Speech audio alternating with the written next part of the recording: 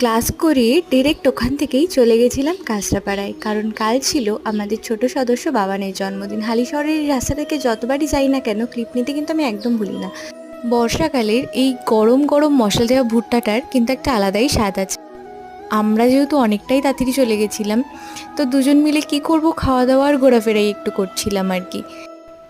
তারপর সবাই চলে এলে খুব বেশি অপেক্ষা না করে খাওয়া দাওয়া করতে চলে গেছিলাম বোম্বে বিরিয়ানিতে। আজকের ট্রিটটা কিন্তু অবশ্যই সোনালিদির তরফ থেকে ছিল।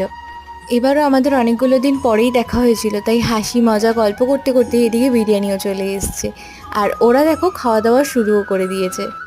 আমরা এদিকে আমাদের মতন হাসি মজা করতে ব্যস্ত থাকলেও বার্থডে বয় তার গিফটগুলো দেখে এতটাই খুশি, যা তার হাসিটা দেখলেই বুঝতে পারবে।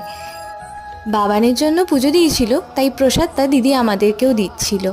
বাইরে বেরিয়ে দেখি ঝমঝমিয়ে বৃষ্টি পড়ছে, তাই কিছুক্ষণ দাঁড়িয়ে চলে এলাম বাড়ি।